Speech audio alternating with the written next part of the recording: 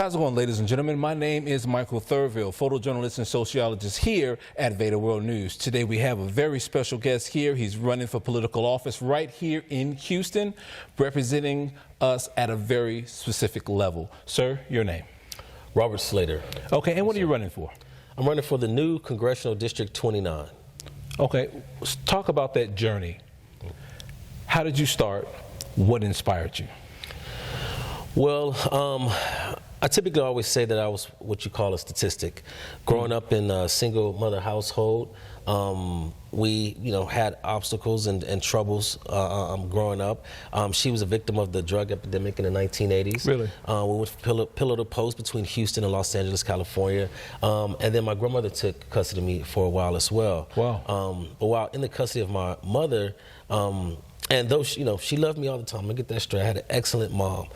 We just had challenging times. We were actually homeless for a second, lived in Star Hope shelter for a while, and I didn't have the leadership or the mentorship or aspirations in my community to just kind of want to do better. So because of that, the environment kind of grew me and raised me, and I was kind of a knucklehead. Really? Yeah. I'm telling you, I can't tell. A lot of people can't tell.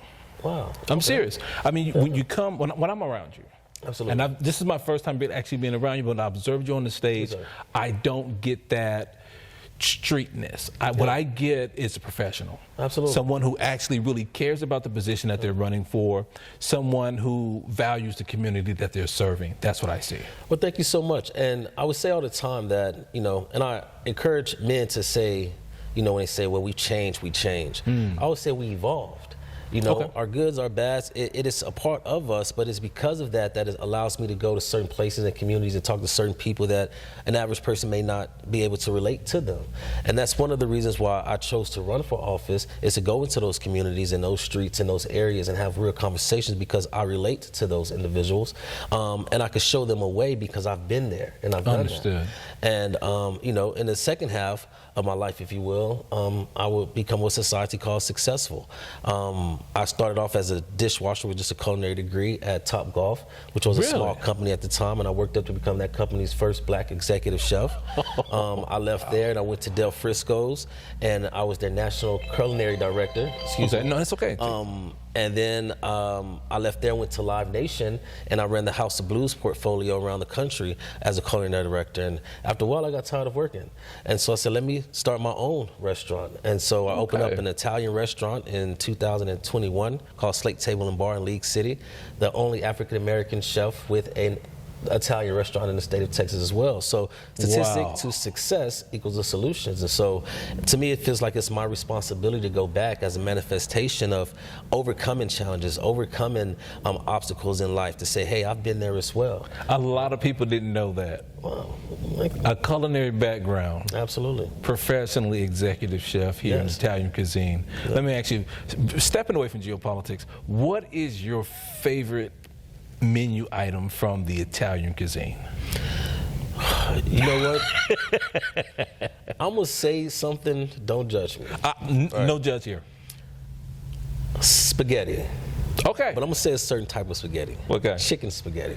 Chicken. And I'm gonna say chicken spaghetti because in my household, growing up, in our black household, we had chicken spaghetti a lot. And our counterparts in other ethnicities, they don't know what chicken spaghetti is. They never heard of that. For those that don't know what chicken spaghetti is, he's going to go ahead and highlight that for us. What is that? So it's basically pasta, chicken, noodles, and then you use whatever kind of chicken that you have in the house. Mostly was chicken thighs for myself, but it's a dish that you make regular, but instead of tomato sauce, we use a cream sauce, and then you put a lot of cheese in that dish, and then you put it in the oven. It's kind of like a chicken casserole, if you will. Wow. And so it was typical, it was easy for us. And so I take those dishes that I grew up on, even hamburger helper. We have a bougie hamburger helper in our restaurant, and you swear that it came from Sicily. Wow. And so I never forget where I come from. I just upgrade and evolve, if you will. So we take those childhood favorites, and it's a part of me. But we like to present it to the world, and I think that's what we do as culture. The things that make us and designed to break us, no, we have to put it on full front. We can't be exploited by our culture. We need to benefit from it, tell our own story narrative that's associated with it. Okay, let's backtrack. You were running for the 18th Congressional District. Yes, sir. There was a switch. Yes. What happened? So I started this journey in running for political office in 2023. When I got into the race, it was Amanda Edwards and Sheila Jackson Lee. I always said it was her, and me. It was 3 people on that original ballot. Even only 2 got all of the credit. And I knew it was a long shot, but I also knew what was at stake. I knew I was proactive. I knew what was coming down the pipeline.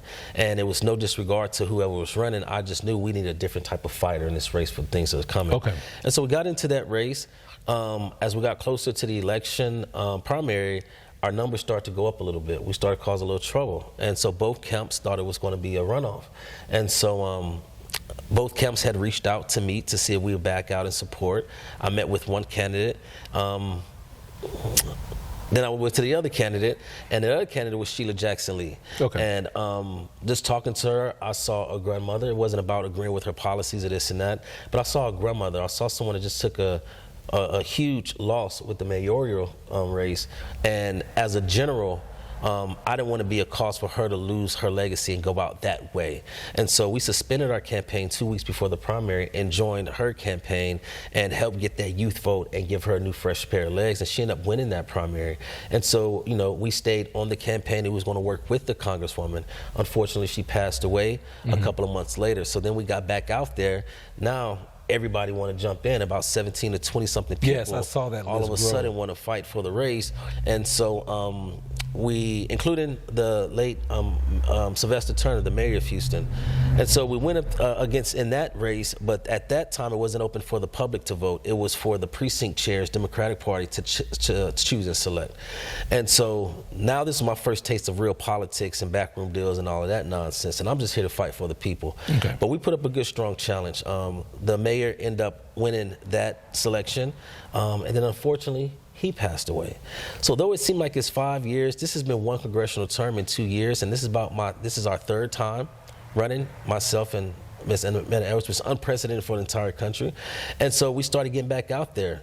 Where here comes Donald Trump to Greg Abbott and this redistricting mess and nonsense, and they started to cut up the maps in the middle of the race. And so now, what they did is that they split up District 18, okay, and only 18% of District 18 will remain when the new maps go into effect March 3rd. 60% of those communities and those folks go into a new district called 29, which is merged with the current sitting representative in Sylvia Garcia of District 29. Her area was Aldine and it swooped around East Houston, Galena Park, Pasadena, in that area. But now 29, they just kept Aldine area and they merged it with 60% of 29. Mm-hmm. So long story short, the new 29 that goes to effect March 3rd this year, it's 60% of District 18, but only 30% of the old 29. So I tell people there's not really a true incumbent in this race.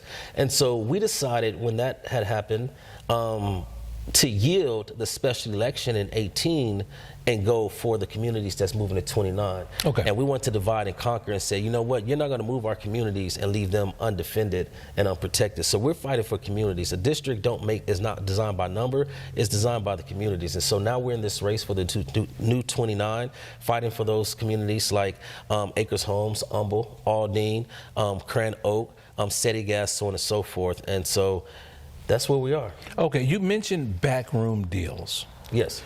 What kind of backroom deals? Are you at liberty to speak about those? Yes, I'm very transparent. Okay. What happened? Let me say this here first and foremost. I am a Democrat. I'm a Democrat by values and beliefs, but also hold even this own Democratic Party accountable for at times. And a lot of times we talk about the opposition and Donald Trump, but we also need to look at our own selves. You know, every skin folk isn't our kinfolk. And so the backroom deals are our own party and organizations that's choosing political figures based off of popularity, based off of your frat brother or your soror sister. That's going on right here in Houston? Absolutely. It's going on all the time. And our leaders and people of influence and our gatekeepers, civic club leaders, so on and so forth, they necessarily don't get behind what's best for the community. Okay. They get behind what's special interest and what's best for their particular interest. And that's politics as normal. But at the time that we're facing today, the people have suffered enough. We need the real fighter, a real true, somebody that's out there that comes amongst the people. So we're like the Robin Hood of politics. So even as a Democrat, yes, would you agree with Governor Greg Abbott, who is a Republican, that Houston and Harris County has the most corrupt political system in the state of Texas? Would you agree with that claim? I wouldn't. Okay. I wouldn't at face value, simply because when we talk about voter fraud and corrupt elections, this is the same system that also got the Republican Party in the majority.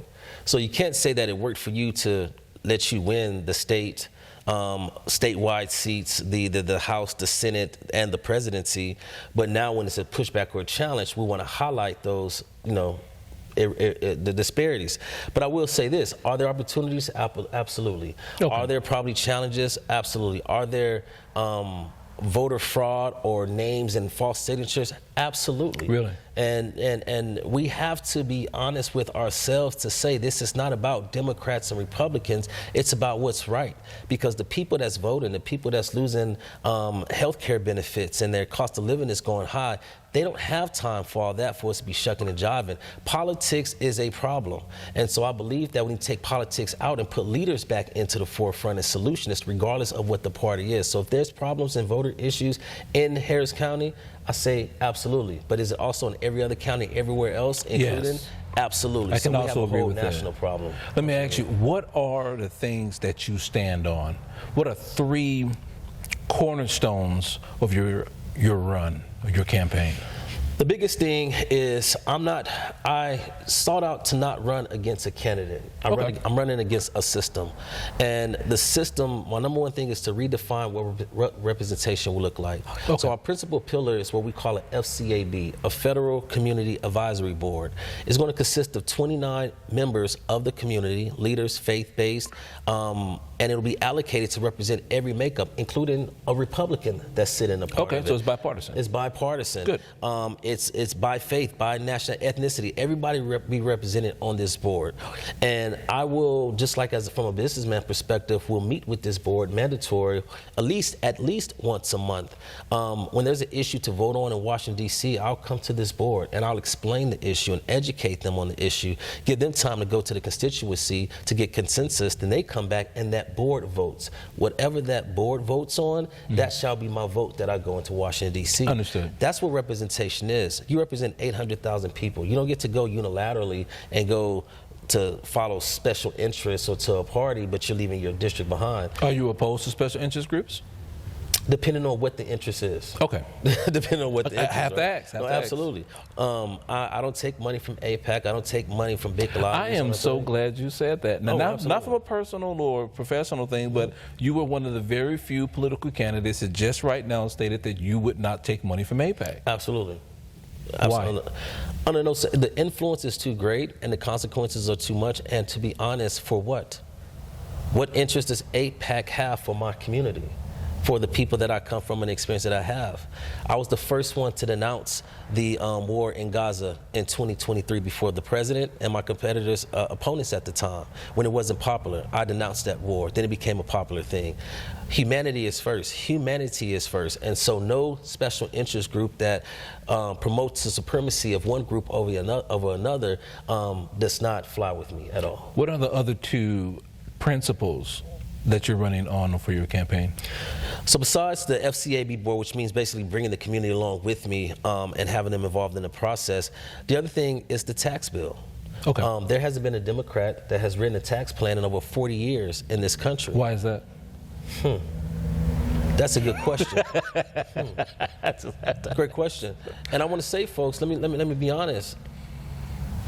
We're programmed to believe that tax is a bad word or tax cuts is a bad word or whatever it is, because typically tax cuts mean that it affects middle class and poverty individuals.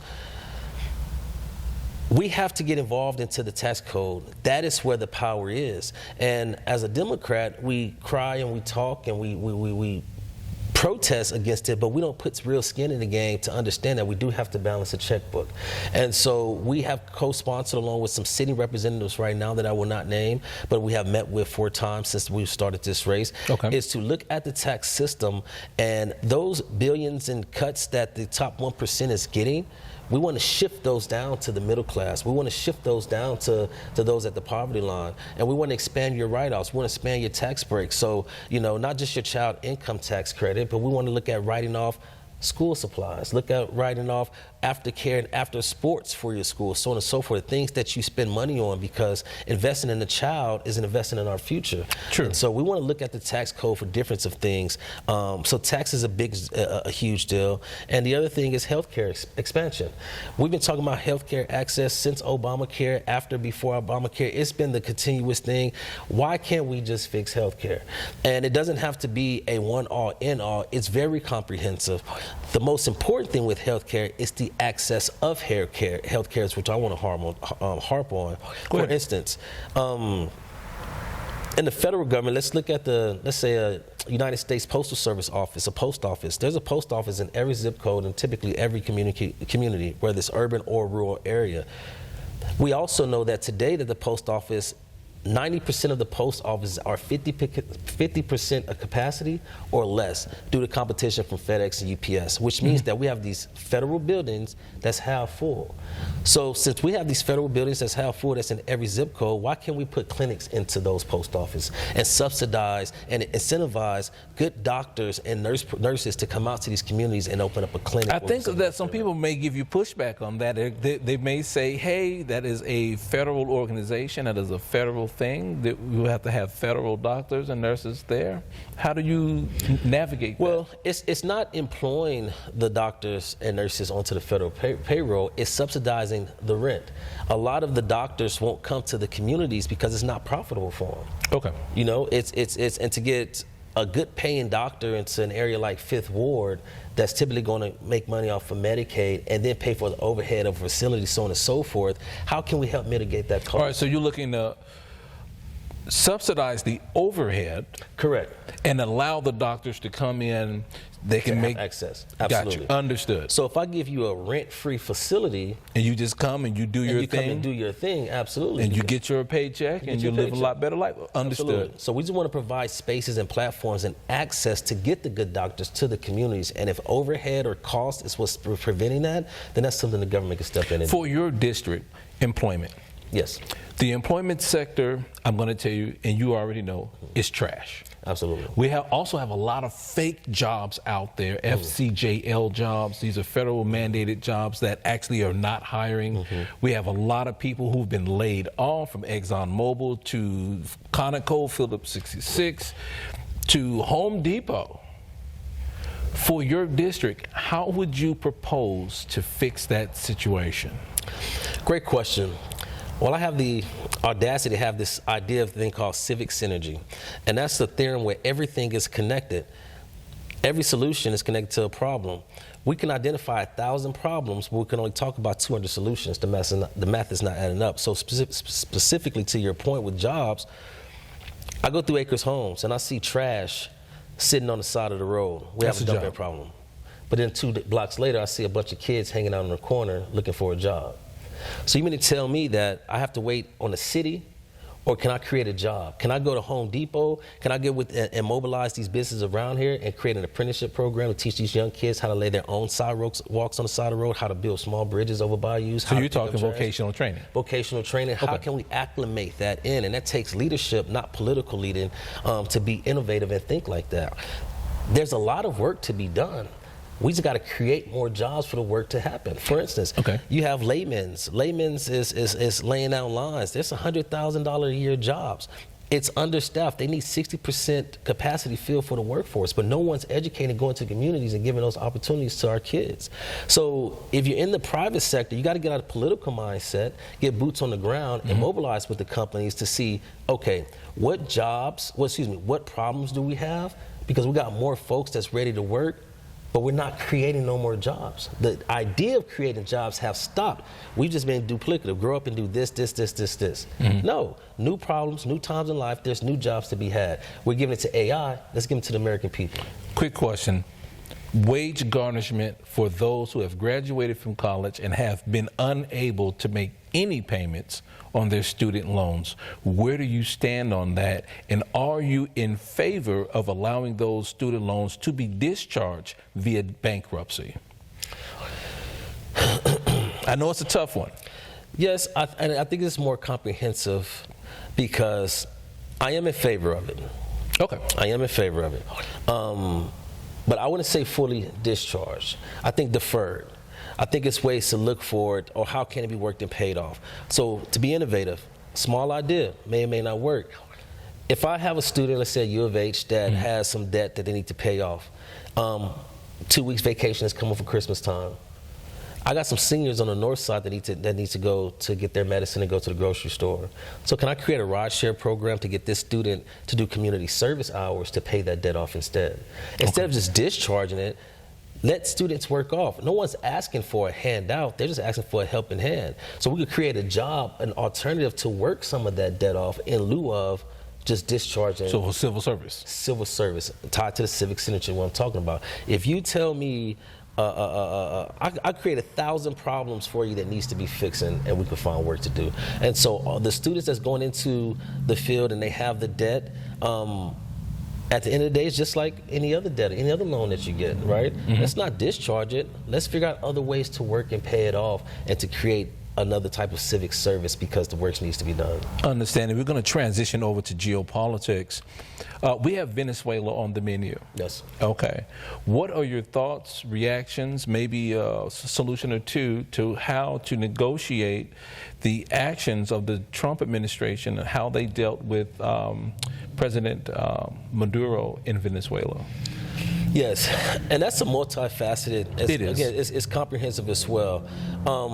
There's three multiple things that I would like to point out that we need to pay attention to with Venezuela. For one, let's look at geopolitical and the hemisphere war that we're in. We're in a different time. We're on the brink possibly of a World War III. We are. Venezuela, the bulk of their holdings and the order they're selling to is to China, powerhouses like Russia as well. They're in our hemisphere. I understand the neocon theology of getting, foreign adversaries out of our region, kind of per se, but then you have the method of how it went about, how it was done. That's never okay. You can't discharge international law. You can't disregard the principles that hold us value when we're the leading figure of what's right in democracy for the world. So that image, we got to always be that example if we're going to do that. But to Venezuela, we also got to ask more questions.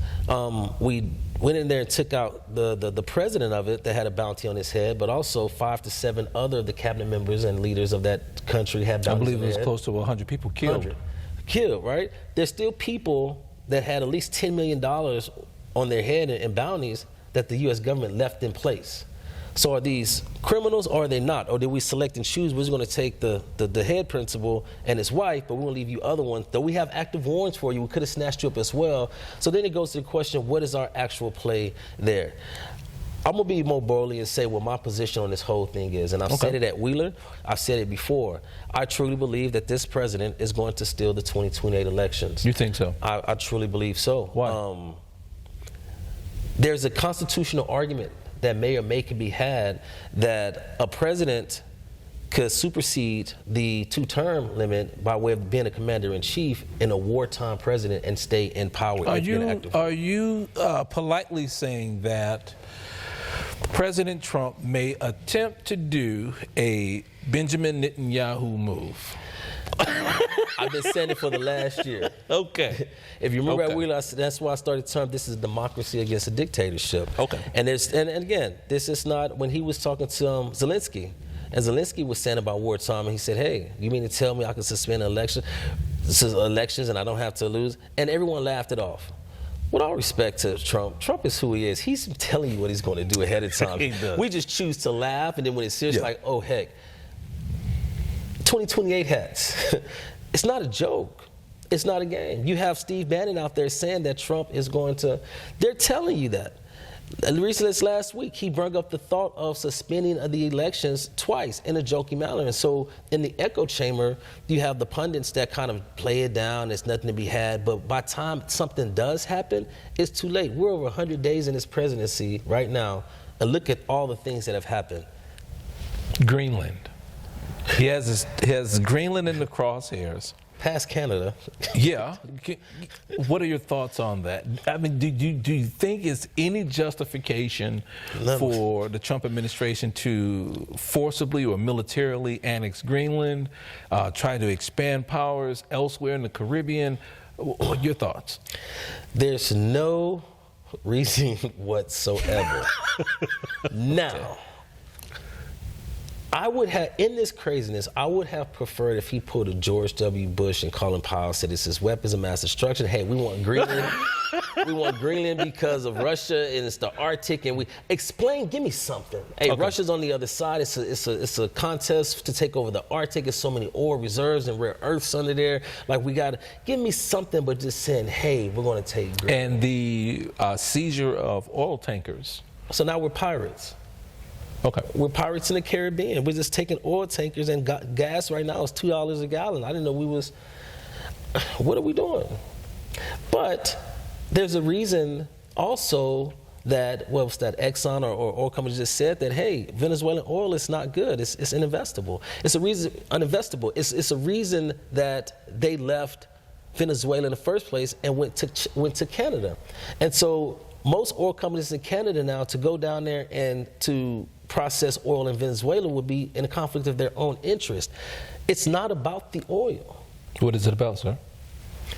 2028 elections. We will be in a war, some type of unrest, even if it's a civil war, some type of justification to bypass and to argue from a constitutional standpoint, which will be up to the Supreme Court, AKA Trump court, to mitigate that we don't want to transfer power of a commander-in-chief during the time of a war. And he will remain in power as long as we're in some type of conflict. Your prediction for President Maduro's court verdict?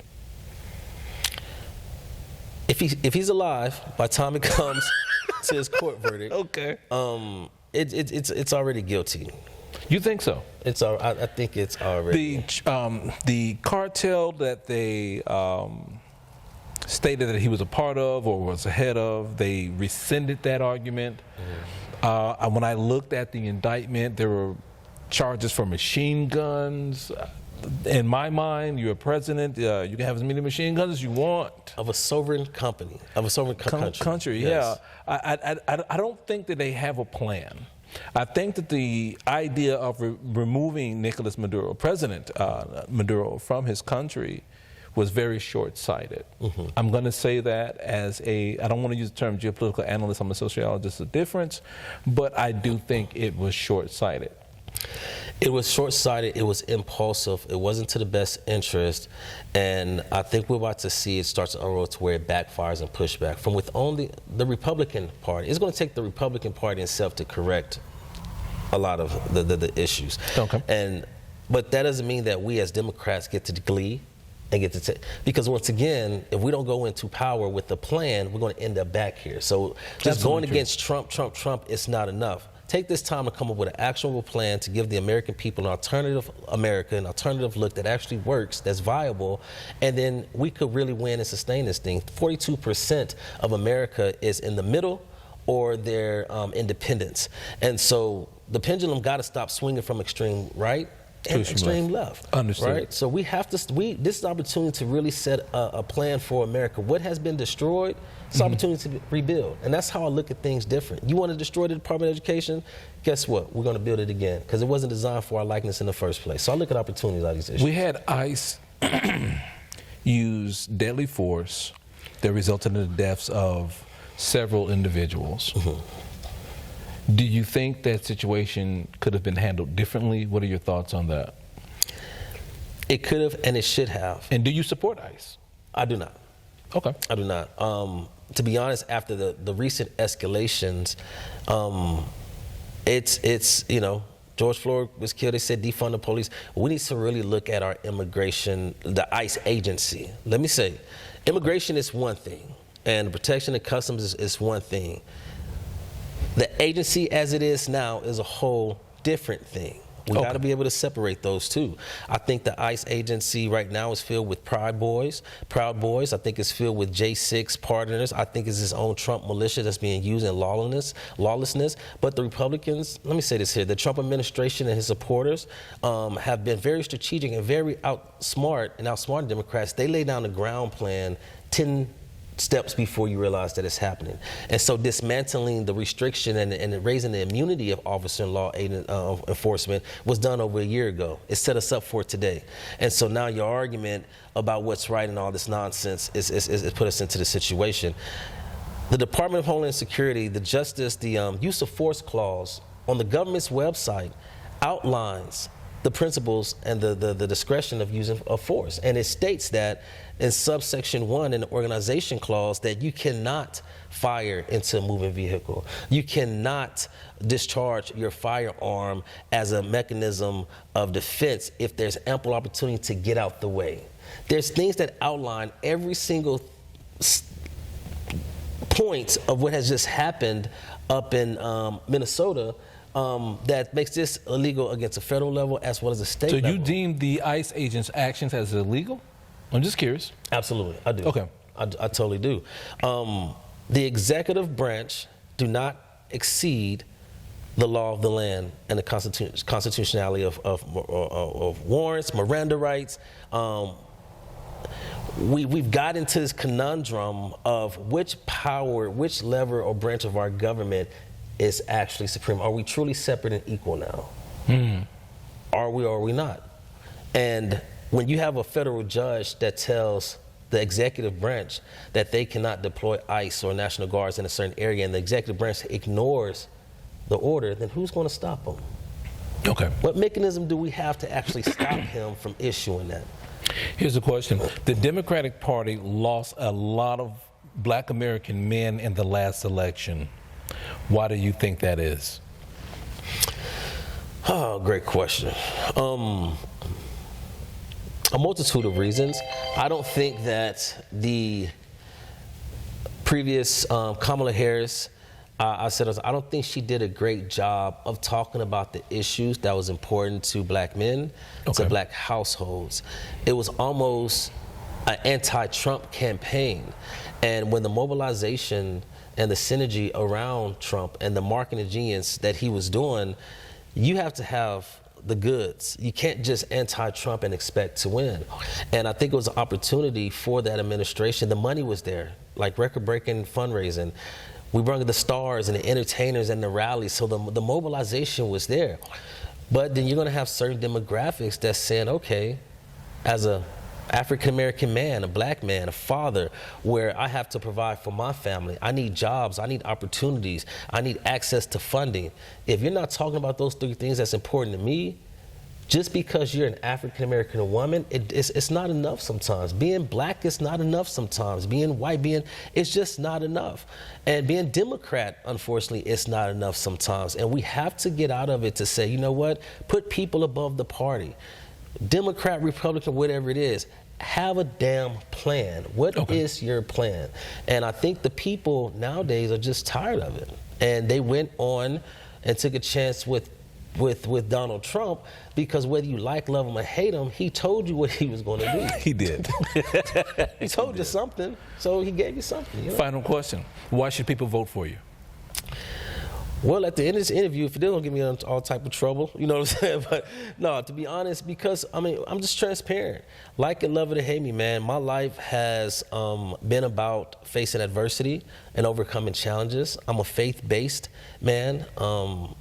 I've worked close with the Southern Christian Leadership Conference, the organization founded by Dr. Martin Luther King. I'm a social justice advocate.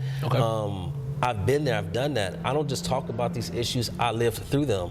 My son, unfortunately, was shot twice during COVID. Really? He's paralyzed from the neck down. It was an attempted robbery on his life. So when we cut Medicaid, guess what? It's cutting his benefits.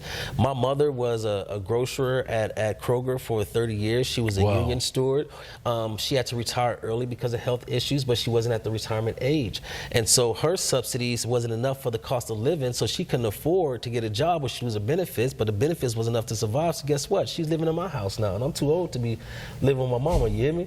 But family is family. And so I'm living the issues that we're talking about, and I understand them, and I think that it's time. Politics does not exist. The establishment needs to be flipped on its head, and so that's why everything that we suggest is community first, is people first, and it's accountability. And last thing here, I'm the only candidate that has a voter confidence clause in my campaign, meaning that each and every year in his 2-year term, in the midterm of the Congressional, I'm gonna put myself up to the vote of the people. If I haven't said that I was gonna, if I have not done what I said I was gonna do, or you don't have the confidence of me, and 60% of the districts say that I get a negative rating, guess what? I'm not gonna run again.